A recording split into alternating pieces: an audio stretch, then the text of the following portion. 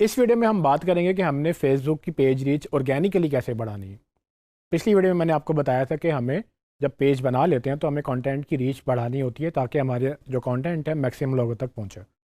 लेकिन अब वो कैसे बढ़ाएंगे, तो उसमें दो तरीके मैंने बताए थे कि एक तो ऑर्गेनिकली यानी कि फ्री में जो कंटेंट वायरल हो सकता है, आप बगैर पैसे लगाए कैसे अपने कंटेंट को ज़्यादा लोगों तक पहुंचा सकते हैं, उसको हम ऑर्गेनिक रीच कहते हैं और इस वीडियो में हम उसी की बात करेंगे। पेड रीच कैसे होती है वो हम आगे जाके दूसरी वीडियो में बात करेंगे। तो ऑर्गेनिक रीच को समझने के लिए आपको ये देखना है कि आपका कंटेंट कितना अच्छा है। तो सबसे पहले तो कंटेंट के ऊपर बात आती है कि कंटेंट आप लिख क्या रहे हैं, आप बता क्या रहे हैं, दिखा क्या रहे हैं। सो कंटेंट के अंदर वो फॉर्मेट्स तो वही चार हैं जिसमें text, video, images and audio, ये सारी चीज़ें आप इसको अलग अलग या मिला के कोई कॉम्बिनेशन में कोई चीज़ बना सकते हैं। लेकिन कंटेंट के अंदर है क्या? आपका कंटेंट इन्फॉर्मेटिव है, आपका कंटेंट एंटरटेनिंग है, लोगों को पसंद आ रहा है, तो ही वो वायरल होगा। कुछ लोग फ़नी कंटेंट क्रिएट करते हैं, कुछ लोग इन्फॉर्मेटिव कंटेंट क्रिएट करते हैं, कुछ लोग यूनिक कंटेंट क्रिएट करते हैं। तो कंटेंट को कैसे क्रिएट कर सकते हैं वो क्रिएटिविटी पे डिपेंड करता है, और जब तक कंटेंट अच्छा रहेगा तब तक वो वायरल भी होने के चांसेस उसके बढ़ जाते हैं। तो सबसे पहले तो आपने ये देखना कि आपका कंटेंट कैसा है, आप पब्लिश क्या कर रहे हैं, बात क्या कर रहे हैं। फिर आती हैं उसकी टेक्निकल चीज़ें, यानी कि आपका कंटेंट किस वक्त जा रहा है। तो उसमें जो एल्गोरिदम वाला पार्ट है वो हम अंडरस्टैंड कर सकते हैं कि लेट्स से कंटेंट अच्छा है बट टाइमिंग अच्छी नहीं है, तो कंटेंट अच्छा होने के बावजूद भी शायद रीच हमें ना दे। तो उसको जो टेक्निकल फैक्टर्स में कुछ मेन चीज़ें जो हैं उसमें बेसिकली आपके कैप्शंस क्या हैं, यानी कि आपने इमेज तो लगा दिया बट लिखा कुछ नहीं उसके साथ। तो आप अच्छा कैप्शन भी डाल सकते हैं। आपने वीडियो लगा दी बट वीडियो को प्ले करके ही देखेगा, बट उससे पहले कैप्शन पढ़ेगा भी तो सही कि वीडियो में है क्या। तो आपने कैप्शंस अच्छे रखने हैं, यूनिक रखने हैं, और उसमें आप जो अच्छी बात करेंगे तो वो आपका जो दूसरा कंटेंट है वो भी बेहतर लोगों तक पहुंच सकेगा। फिर उसके बाद हैशटैग्स का कॉन्सेप्ट है, यानी कि आप जिन टॉपिक से बात कर रहे हैं उसके आप हैशटैग क्या क्रिएट कर रहे हैं।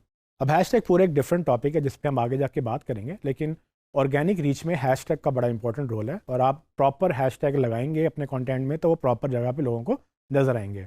इसकी बात मैं अगली वीडियो में करूँगा। उसके बाद मैंने जैसे पहले भी बताया था कि आपने सिर्फ एक तरह का कंटेंट पोस्ट नहीं करना, यानी कि आप सिर्फ टेक्स्ट या सिर्फ इमेजेस या सिर्फ वीडियोस ही पोस्ट नहीं करें, आप उसको वैरायटी लेकर आएँ।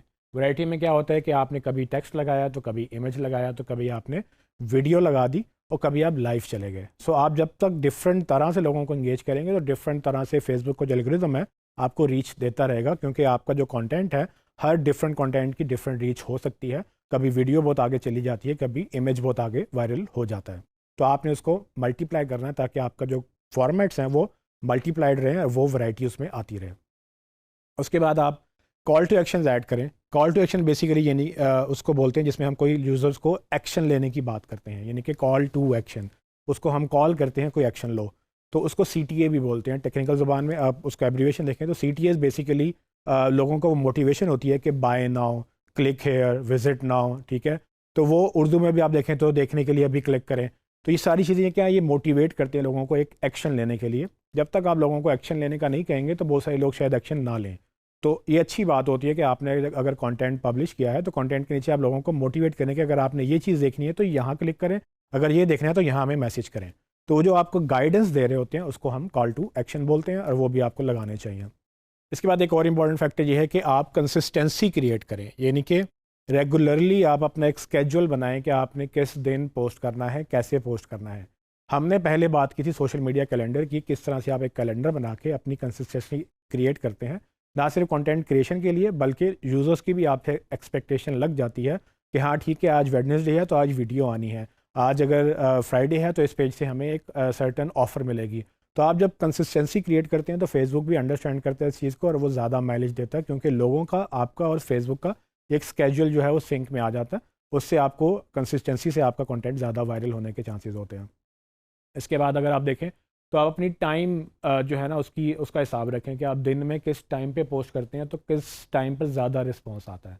ठीक है, अगर वो कुछ लेस से कभी आपने सुबह पोस्ट किया तो उसकी एंगेजमेंट क्या थी, अगर आपने दोपहर को पोस्ट किया तो उसकी एंगेजमेंट क्या थी, शाम को करते हैं तो क्या आती है, और रात को करते हैं तो क्या आती है।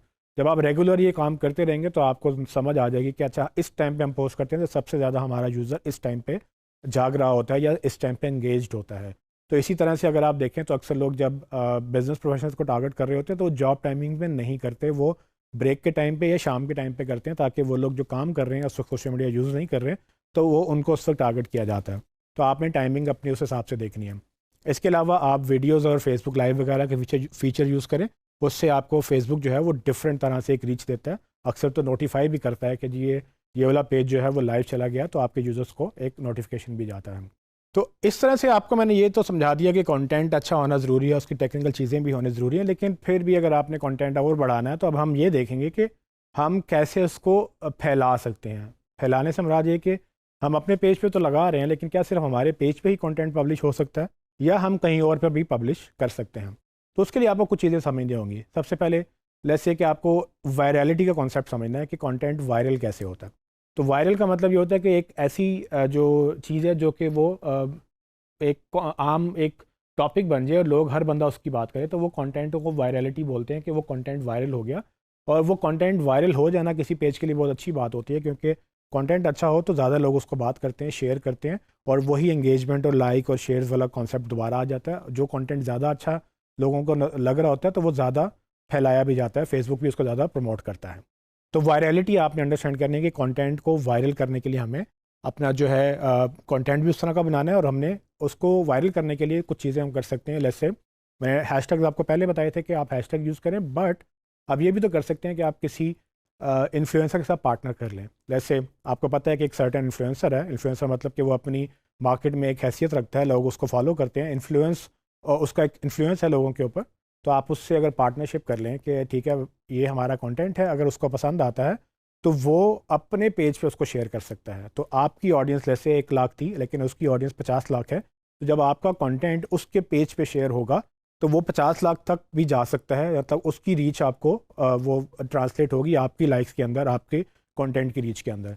तो जब आप पार्टनरशिप्स करते हैं तो उससे दूसरे लोगों की ऑडियंस आपको मिलना शुरू हो जाती है। अक्सर ये पार्टनरशिप पेड होती है, अक्सर आप ऑर्गेनिक भी कर सकते हैं। तो ये डिपेंड करता है कि आपके ताल्लुकात कैसे हैं। अगर आपका कोई दोस्त है तो आप उससे रिक्वेस्ट कर सकते हैं, अगर वो कोई मार्केट में कोई प्रोफेशनल है तो आप उसको पे कर सकते हैं कि आपका कंटेंट उस तक रीच तक पहुंचे।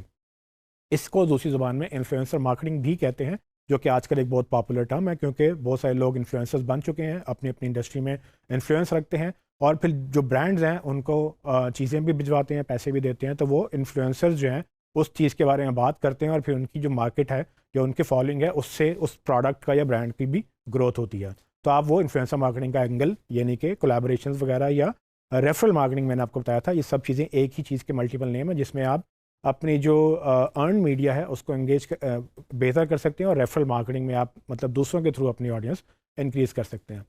इसके अलावा एक और चीज़ भी फेसबुक में बड़ी कॉमन है, वो ये कि ग्रुप्स बने हुए होते हैं। फेसबुक ग्रुप्स जो हैं बेसिकली वो डिफरेंट तरह के फेसबुक में लोग जो हैं डिफरेंट टॉपिक्स पे इकट्ठे हो जाते हैं। ग्रुप्स एक फ़ीचर होता है, कोई भी बंदा ग्रुप बना सकता है, और ये है कि इस ग्रुप के अंदर आप जाके अपने रेलिवेंट ग्रुप्स में आप पब्लिश भी अपना कंटेंट कर सकते हैं। जैसे कोई ई कॉमर्स की बात कर रहा है, या कोई इलेक्ट्रॉनिक्स की बात कर रहा है, या कोई बिज़नेस की बात कर रहा है, तो आप उस ग्रुप को ज्वाइन करें, उसमें कोई सवाल पूछता है उसको जवाब दें, या आपको अगर वो इजाज़त देते हैं, यानी कि वहाँ पर उनके रूल्स की अगर वायलेशन नहीं होती, तो आप अपना मैसेज भी वहाँ पोस्ट कर सकते हैं।